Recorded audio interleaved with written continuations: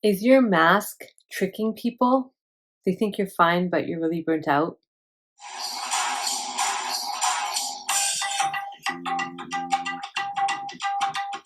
Hi there, and welcome back to Ask Dr. Saira, the show where I answer your questions about spirituality, mental health, relationships, and personal growth. So today's question comes from Razia. Razia says, I'm really burnt out, but because of my personality, people assume that I'm just resilient. How do I let them know that I'm not okay? I'm really burnt out, but because of my personality, people assume I'm resilient. How do I let them know I'm not okay? This is a really important question because this is what happens for so many people where they're not okay, but they don't really know how to ask for what they need. They don't know how to admit that they're not okay. So how do we actually do that? So let's break it down. There's I want to talk about three different things on this topic. So the first is the mask, right? So we have learned from a very young age that in certain situations we have to put on a face, right? We have to act like we're fine and go about our business. Now, that has been adaptive in many situations, right? So when you were, I don't know, I'm just thinking about a meeting that I had with my bosses back when I used to work for someone. And I remember there's this meeting and it was such a difficult meeting. They were like giving me this feedback that I felt was unwarranted and it wasn't really founded on blah blah blah and la la la. La. So anyway, I was really really uncomfortable in the conversation and I was like basically on the verge of tears. Now, I don't want to break down and like burst out crying in a professional environment, right? So I had to really like muster muster that like the deep roots and just be in the conversation and not necessarily show them exactly how I was feeling. Like that's one example, but you could probably think of lots of examples where you do have to kind of, to get through the situation, you're going to have to kind of act a little bit. Now, the problem with that is when your mask is too convincing, people believe you're fine, and even when you're not fine, they don't know how to see past the mask to who you are because you've never let them do that. You've never allowed them to do that. So that's the problem with the mask. I would say that yeah, there's a handful of situations where you will need to just act in a particular way to get through a particular situation.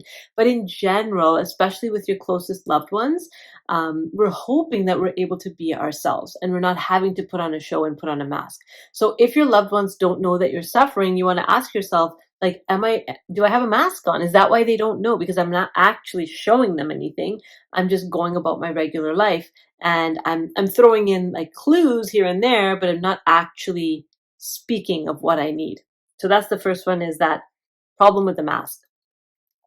The second thing I want to talk about, and I think I've talked about this in another context, but is this concept of orchids and dandelions. So this is a book that talks about, it's actually about parenting. And one of the things that we've come to see in child development is that there's some children who are like, the metaphor they use is like dandelions, right? So dandelions, have you ever weeded a garden, like weeded dandelions out of your garden? Yeah, so I have. It's a new skill that I've picked up, how to weed a garden. And dandelions have deep roots, like really deep roots. So if you just lawn mow over the dandelion, it'll grow back. Even if you dig a little bit and pull it out, but there's still some of the root left, it'll grow back. Dandelions are so resilient, right? And then they turn into something else and then they scatter their seeds everywhere. Dandelions are just going to keep going. They've got grit. They're tough and they're hardy. That's one kind of a plant. That's one kind of a person. And then there are the orchids. So orchids, my experiences with orchids is somebody gives me an orchid as a gift, and within a very short time, I've killed the orchid. Because there's a very particular way that you have to look after orchids. There's a particular way to water them. There's a particular amount of light they need. Sometimes even just turning the pot or shifting the pot can be disruptive to an orchid and it can kill the orchid. So they need a very delicate touch, the orchids. Now, That's a plant, and a dandelion's a plant, but how we treat those, how we interact with those two types of plants are different. We understand that when it comes to gardening, for those of us who are interested, or even if you're not interested, you get it, right? The same kind of philosophy can be applied to people. There are people who are orchids. They're softer, they're more delicate. They get hurt more easily. They get affected more easily. They're more sensitive to things. And traditionally, in many families, those are the kids, like, those kids are kind of made fun of for being too sensitive or a crybaby or things like that. Um, and so they may have to learn to put on a mask. So if you're someone who is burnt out, but it's appearing as resilience, what's happening is you're pretending to be a dandelion when you don't really feel like one in the given moment.